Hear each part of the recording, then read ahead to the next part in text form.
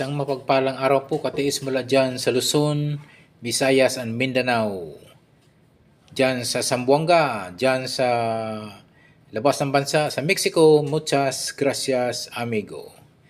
Bago po ako makatiis sa magdikod at mag-andalisa po na pinapadala natin na katiis po na treasure sign. At ito yung mula sa dyan sa may Mindanao mga katiits. Ito po dyan sa may Aras-asan mga katiits. So isang lugar po ito na magandang dyan sa Aras-asan. Thank you so much for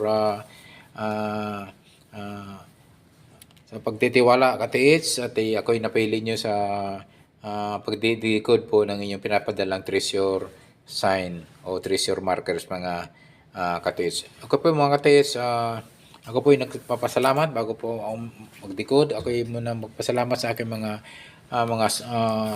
taga masugid na taga-suporta, mga followers, mga subscriber ko. Maraming salamat po sa inyo na kayo po ay talagang ako po ay tinutulungan nyo at sa aking bagong channel na ito'y lumago po.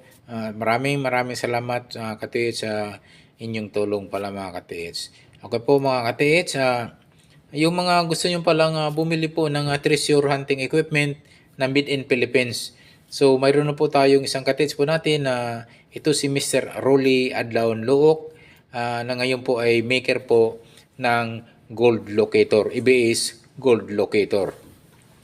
Okay po, dahil made in Philippines po, siyempre presyong Pinoy. So ito na po yung ating pag-asa na dahil yung sa ibang bansa na treasure hunting equipment na napakamahal na hindi kaya ng ating mga katiis bumili. So ngayon meron na tayong gawang Pinoy, made in Philippines po na gold locator, EBS gold locator na ito ngay gawa ni Mr.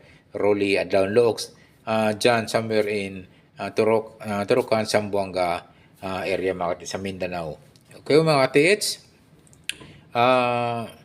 ito po yung kanyang gold locator ay may tatlong klase po ito. Mayroong single antenna na gold locator, mayroong double antenna na gold locator, at mayroong triple antenna na gold locator.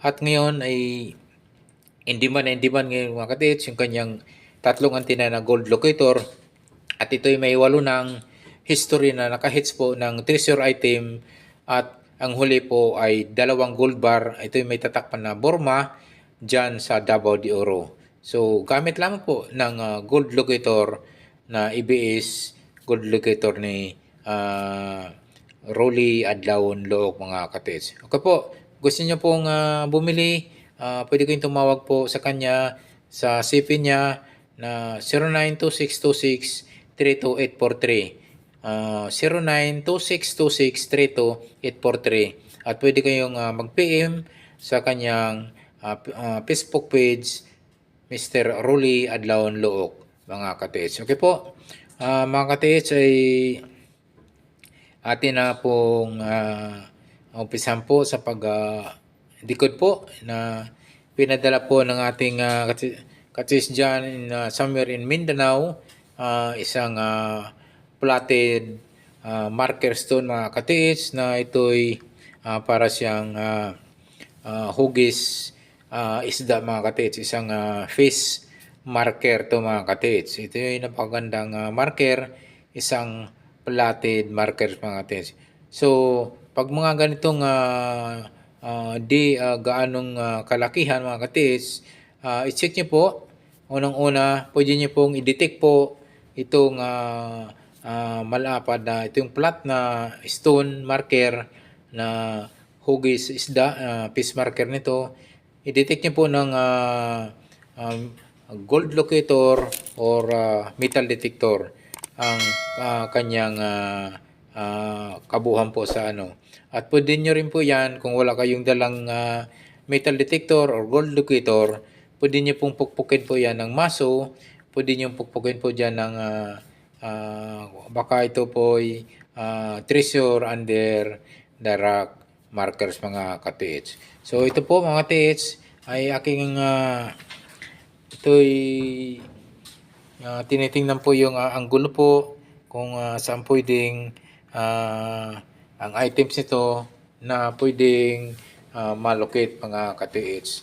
So isang piece marker po ito at sa tingin ko mga ka-TH ay isang flat stone po ito at mabababaw lang po at parang nakapatong lang po ito sa lupa mga TH. So ito yung maganda mga TH dahil itong mga ganitong markers ay ang items po niyan mga TH ay hindi lalayo po sa kanyang kinalalagyan po mga ka-TH. So good news, jackpot po itong nagpadala po ito ng isang flat marker stone. At ito po mayroon pa ako nasilip, may mga heart na naka-engrave sa may bandang kaliwa. So isang pahiwatig yan. Ito yung nagtutukoy po ng positive items po mga ka-TH. So ito po mga ka-TH ay pwede niyo po titingnan po yung apat na sulok ng isang flat marker stone ito. Pwede yung bandang east, west, north, and south. I-check nyo po ng 1 hanggang 2 meters po ang distansya. Pwede nyo pong i-detect po ng metal detector yan or gold locator mga ka-TH. Okay po, tingnan nyo po, baka mayroon pong mga bato dyan na hindi gaanong kalakihan. Mula dyan sa distansya po ng 1 hanggang 5 meters sa apat na ng kanto, baka mayroon pong pwedeng coordinated markers yan, ay pwedeng coordinated signs na pwede po magpo-point po ng item po mga ka-TH. Kung wala man po at malinis po yung paligid at ito'y mag-isa lang pa na isang platted na marker stone, ito po ay napakaganda pong sinyalis po dahil bukod po sa nakita kong heart at mayroon po itong isang box po na nakaukit po sa parang sa bandang nguso po ng piece marker nito mga ka-TH. So ito po ay mga ka-TH ay pwede pong isang giveaways po ito at pag mga ganitong platted mga ka-TH na ito'y ang kapal lang niya mga ka-TH ay wala pang isang dangkal o halos isang dangkal ay mayroon na po tayo nakakuha ng mga ka-TH sa mga ganitong klase na mga platted na markers mga ka-TH, treasure marker. At ang items mga ka-TH ay mismo yan sa tabi, halos 1 meter lang po ang layo. Pwede po kayong tingnan po yung west, east, north, and south. Yung apat na sulok po, pwede kayong magtisdig po dyan ng 1 meter deep ang lalim sa apat na sulok na yan mga ka-TH. Ito po mga ka-TH, mayroon pong medyo na parang nag-lettership po itong kasi ay buntot nga pala yung pinakadulo. Pwede po yung medyo sa bandang in between north and east. So i-check nyo po yun in between north and east. Pwede ko dyan magtistig po ng 1 meter deep. 1 meter distance and 1 meter deep ang lalim. So yan, itry nyo po yan mga ka-TH. Yung mga walang treasure hunting equipment. Kasi nga kung mayroon kayong metal detector ay sa pool yan or gold locator. Kasi nga ang metal detector, pag mga ganitong markers mga ka-TH ay mababaw lang yan. So malalim na po yung 1 meter hanggang 2 meters deep ang lalim. Sobrang ng lalim yan. Kasi yung mga nakakuha po mga ka-TH ay halos wala pang 1 meter po ang lalim. So kayang-kaya po i-detect po ng metal detector dahil ang metal detector ay kayang mag-detect po ng lalim na 3 meters hanggang 1 meters hanggang 3 meters po ang lalim.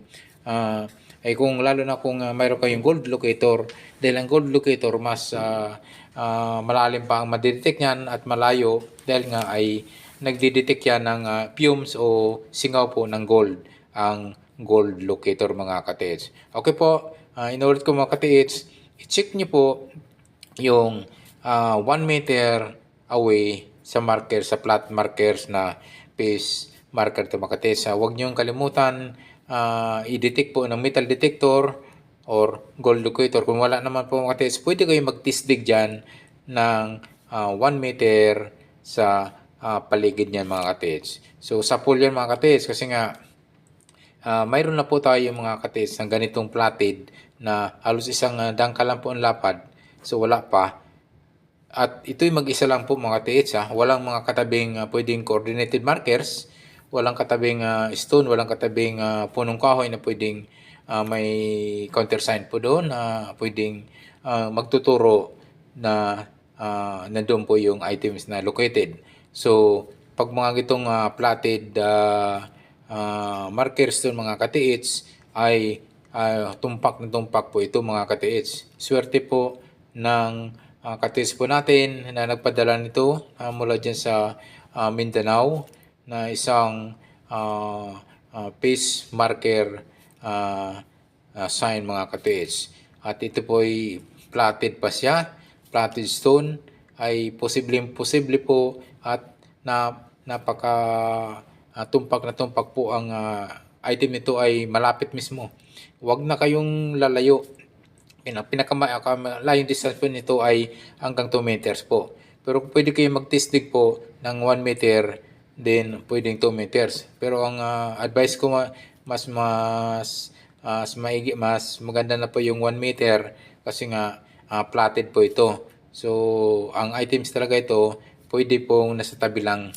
Dahil mayroon na pong nakahits, mayroon pong mga nakakita po ng treasure item na ganito mga platted na halos 1 meter lang po ang lapad, ang kapal po ng pagkabato niya at ang items ay nasa tabi lang mismo mga katiits. So, ang lalim noon mga katiits nung nakuha ay 1 meter lang po ang lalim. Wala pa. Siguro mga 0.5 meters ando na po yung isang giveaways na puno po ng jewelries, gold coins, silver coin, and mga relics mga katiits. So ito po mga katiits, talagang napaka-jackpot po ng isang katiits po natin dyan sa Mindanao po at yung kanyang natagpo ang piece stone marker ay napaka-legit na legit at talaga namang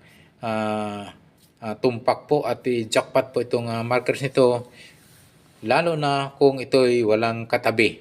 Walang katabing mga bato o pwedeng magiging countersign. Tumpak po. Ang items po niyan ay mismo malapit na malapit sa kanya mga katiits. Okay po mga katiits. Sana po ay ating natulungan po yung katiits sa pagdikod at pag-analisa. Sana po ay kanyang nasundan at pwede niyang sundan po yung ating mga payo po sa kanya. Yung mga gusto pong mag-comments po at magdedicode din po ng mga katiits po natin, pwedeng tumulong po. I appreciate na ito po ay ating matulungan po natin katiits na makita po yung items na pinadala po na platted face marker mga katiits. Okay po mga katiits. Ako po ay nagpapasalamat po sa mga bagong subscriber at mga bagong followers at walang sawang tumangkilik po sa aking YouTube channel mga katiits. Ang aking YouTube channel ay more on decoding and analyzing ng mga symbols, markers, and sign. Ako po mga katiits, yung mga bago pa lang sa aking YouTube channel, don't forget to subscribe. And also don't forget to hit the notification bell button para updated po kayo sa mga video ko pang ipapalagas.